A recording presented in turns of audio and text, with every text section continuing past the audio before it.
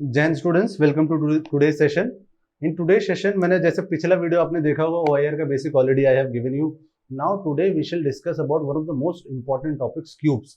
Cube के question बहुत ज्यादा पूछे जाते हैं इसमें, आपके एसएसबी के स्क्रीनिंग प्रोसेस या ऑफिसर्स इंटेलिजेंस रेटिंग टेस्ट में, उसी के बारे में जानकारी लेंगे। देखो पहला क्वेश्चन, देखो इस तरह के क्वेश्चन काफी कॉमन है, एसएससी वगैरह में पूछे जाते हैं और आपको पता भी होगा इनको सॉल्व कैसे करना है। लेकिन कोई भी स्टूडेंट जो नया है, who is taking this SSB for the very first time, उसके लिए मैं थोड़ी एक ट्रिक बता देता हूँ। देखो इस वाले क्वेश्चन में तुमसे पूछा है कि एक क्यूब है, क्यूब जानते हो ना, पासा। वो क्यूब जो है वो इस तरह से है। उसको जब हमने फेंका एक बार तो ये दिखा हमको, और एक बार देखा तो ये दिखा हमको। तो अगर दो बार क्यूब फेंका गया, सिमिलर क्यूब है तो दोनों क्यूब फेंके गए, और एक क्यूब फेंका गया दो बार और दोनों क्यूब का नंबरिंग दिखाई गई। अब पूछ रहा है कि ये बताओ मेरे को कि 6 के अपोजिट क्या होगा, मतलब अगर 6 टॉप पर है तो नीचे क्या होगा, 6 फ्रंट पे तो पीछे क्या होगा। ये क्वेश्चन उसने तुमसे पूछा है। तो देखो बहुत दिमाग में घुमाओगे, क्यूब को लेफ्ट एंड राइट करोगे, उतनी जरूरत नहीं है हमको। यहाँ पर समझो, तुमने दो क्यूब देखे, तुम्हें करना क्या है, तुम्हें जो नंबर कॉमन है, ये 1 नंबर कॉमन है ना, और यहां पर भी 1 है, तो पहले से क्लॉकवाइज डायरेक्शन पे लिख लो नंबर, मतलब 1 5 3। ठीक है, मतलब जो भी नंबर कॉमन हो, पहली ट्रिक जो भी नंबर कॉमन हो उस नंबर से ही शुरू करके क्लॉकवाइज डायरेक्शन में लिख दो। दूसरा क्यूब उसी नंबर से फिर से क्लॉकवाइज डायरेक्शन में लिख दो, बस डन। 3 के अपोजिट क्या आएगा 4, 5 के अपोजिट 2, क्या 1 के अपोजिट 1 आ सकता है, क्योंकि क्यूब पासे में तो 6 होते हैं, तो यहाँ 6 आएगा, और 6 के अपोजिट क्या आ जाएगा 1। C is the correct answer. Understood? नहीं हो तो एक बार वीडियो रिकैप कर लेना, समझ में आ जाएगा। फिर दूसरी बात समझो, कंडीशन क्या है स्ट्रिक्ट लगने की। पहला, एक ही नंबर कॉमन हो चाहिए, मतलब कोई भी जो भी नंबर हो वो एक ही हो, मतलब 1 ना हो, मतलब कोई भी जो नंबर हो एक ही। जैसे अगर 5 5 कॉमन होता तब भी ट्रिक लग जाती, लेकिन 5 1 और 5 1 कॉमन होता तो ट्रिक नहीं लगती। तो रूल क्या है, अगर 5 है मतलब नंबर जो दोनों में एक ही नंबर कॉमन होना चाहिए, दो नंबर कॉमन नहीं होने चाहिए। ठीक, जैसे अभी और इसको और अच्छे से समझ लो। क्या करना है, सबसे पहले इस मेथड को लगाने के लिए सबसे पहले dice is to choose a common number between two dices like in given dices 1। उसके बाद क्या करना है, स्टेप 2। देखो यही बता रहा था, 1 5 3, 1 5 3 कॉमन, 1 2 4, 1 2 4 कॉमन, 3 के अपोजिट 4, 5 के अपोजिट 2, 1 के अपोजिट 1 तो आएगा नहीं क्योंकि 6 आएगा, तो इसीलिए आंसर सही हो जाएगा। ठीक, नेक्स्ट क्वेश्चन देखो। अब देखो इस क्वेश्चन में भी यही बोला गया, which number is on the face opposite to 6। अब अपोजिट टू 6, अब तुम सोचो पहला क्यूब और दूसरा क्यूब ले लो तो नहीं लगेगा, क्यों, why, because in these two cube 6 and 2 are very common. Okay, so 2 numbers are common, तो इनमें कोई ट्रिक नहीं लगने वाली। लेकिन अगर पहला और थर्ड देख लो, 6 5 4, 6 2 3, हाँ इसमें ले सकते हैं हम, इसमें कॉमन ले सकते हैं, इसमें और इसमें, क्योंकि इसमें कौन सा नंबर कॉमन है, 6। ओके, तो देखो लगा के देख लेते हैं। 6 क्योंकि क्लॉकवाइज डायरेक्शन में घुमाना है, 6 2 3, यहां पर 6 5 4, 6 5 4, 3 के अपोजिट क्या हो गया भाई 4, 4 के अपोजिट 3, 5 के अपोजिट 2 के अपोजिट 5, और 6 के अपोजिट 6 तो हो नहीं सकता, तो आंसर क्या होगा 1, और 1 का ही ऑप्शन में है। अब तुम देखो, इसको चाहो तो दूसरे क्यूब से भी लगा के देख सकते हो, अगर तुम चाहो तो सेकंड क्यूब कोई और चूज कर लो, कोई भी क्यूब। जैसे अगर देखा जाए तो पहला और आखिरी क्यूब, फर्स्ट और लास्ट देख लो। फर्स्ट और लास्ट में अगर मैं देखूं तो कौन सा नंबर कॉमन है, 2, तो मैंने यहां से लिखा 2 3 6, क्योंकि क्लॉकवाइज डायरेक्शन में लिखना है ना, और 2 4 1, 2 4 1, देखो 6 के अपोजिट बना है, यहाँ भी 6 के अपोजिट बना है, तो कोई भी क्यूब ले लो दो, लेकिन एक नंबर कॉमन हो चाहिए, you will get the correct answer. Okay, तो ये समझ में आया होगा। नेक्स्ट क्वेश्चन करते हैं। देखो ये क्वेश्चन इसलिए करा रहा हूं क्योंकि most of the question 40-30% question इसी से बेस पे होते हैं, इसी वजह से इंपॉर्टेंट क्वेश्चन, इसलिए ज्यादा स्लाइड्स में क्वेश्चन डाले गए हैं। Which number is opposite to 3, ये बताओ मेरे को कौन सा नंबर 3 के अपोजिट आएगा। फिर से भी लगा लो, पहला और तीसरा क्यूब देखो, 3 1 3 1 नहीं हो सकता। दूसरा और तीसरा देखो, 5 2 4 2 3 6, ये भी नहीं हो सकता। 5 2 4, ये भी नहीं हो सकता। पहला तीसरा देखो 1 3 6 1 3, हाँ नहीं ये भी नहीं हो सकता, दो नंबर कॉमन है। फर्स्ट और लास्ट देखो 6 6 3 3 नहीं हो सकता। ये और लास्ट देखो 5 4 2, हाँ ये दोनों हो सकते हैं, हाँ ये और ये देखो।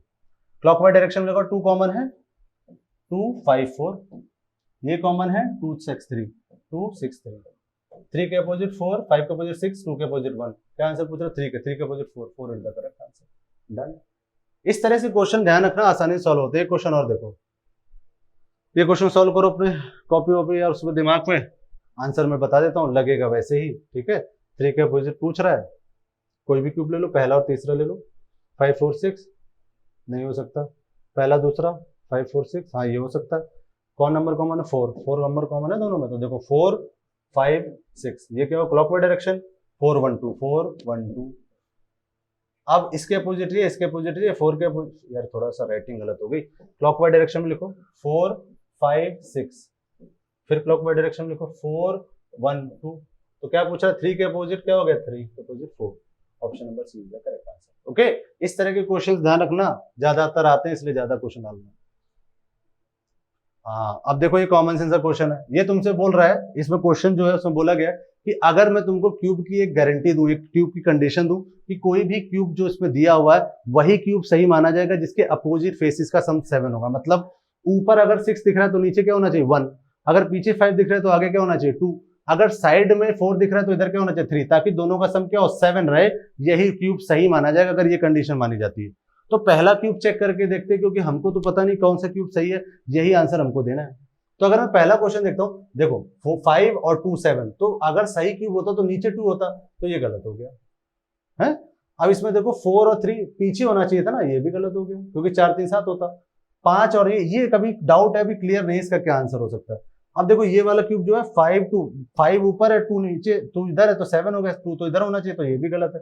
तो option number C, process of elimination से सही आंसर आ गया। सही आंसर क्या है? प्रोसेस ऑफ एलिमिनेशन से option number C is the correct answer. Understood?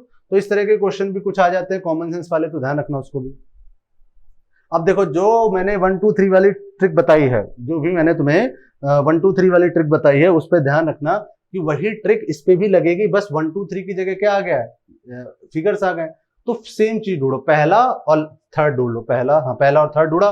Clockwise क्या कॉमन है इसमें? ये कॉमन है, तो क्लॉकवाइज डायरेक्शन से घुमा के लिख दो। क्लॉकवाइज डायरेक्शन से घुमा के लिखो। देखो पहला क्या है? ये भरा है। फिर दूसरा क्या है? सर्कल, ये भी भरा है। और लास्ट में डबल सर्कल, राइट। थर्ड वाले में यही चीज फिर क्लॉकवाइज डायरेक्शन में घुमाओ, फिर ट्राइंगल है इसके अपोजिट और डबल। अब पूछ रहा है find the symbol at the bottom last figure is. Bottom last मतलब इसके अपोजिट पूछ रहा है, तो इसके अपोजिट ये है, तो ये तो है नहीं कोई। इसके अपोजिट ये है, तो ये तो हो नहीं सकता, ये भी नहीं हो सकता, ये भी नहीं हो सकता, क्योंकि ये इधर आ गया, ये इधर आ गया। अब इसके अपोजिट क्या बचा? प्रोसेस ऑफ एलिमिनेशन से option number D is the correct answer. अब देखो यार, कोई भी तरह का क्वेश्चन आ जाए, तुम्हें बस ट्रिक याद रखनी, क्लॉकवाइज डायरेक्शन में लगाना है और आंसर तुम्हारा आसानी से आ जाएगा। नेक्स्ट क्वेश्चन देखो। अब यार 1 2 3 की जगह ABCD दे दिया है, तो अब ABCD के में F लगा लो, या ए पहला और लास्ट देख लो क्या कॉमन है? B लगा लो, BAC है ना। और इधर क्लॉकवाइज डायरेक्शन में BEF। क्या पूछ रहा है? ए के अपोजिट बताओ, ए के अपोजिट ई है ऑप्शन में, यही करेक्ट आंसर हो गया। E is the correct answer, simple. तो यार इस तरह के क्वेश्चंस तुमसे पूछा जा सकता है OIR में, ठीक। तो ध्यान रखना इस चीज को कि ये थोड़ा सा ज्यादातर क्वेश्चन इसी से रिलेटेड होते हैं, इसी वजह से क्वेश्चन मैंने तुम्हें करा दिया। ओके, आई होप आपको ये वीडियो समझ में आया होगा।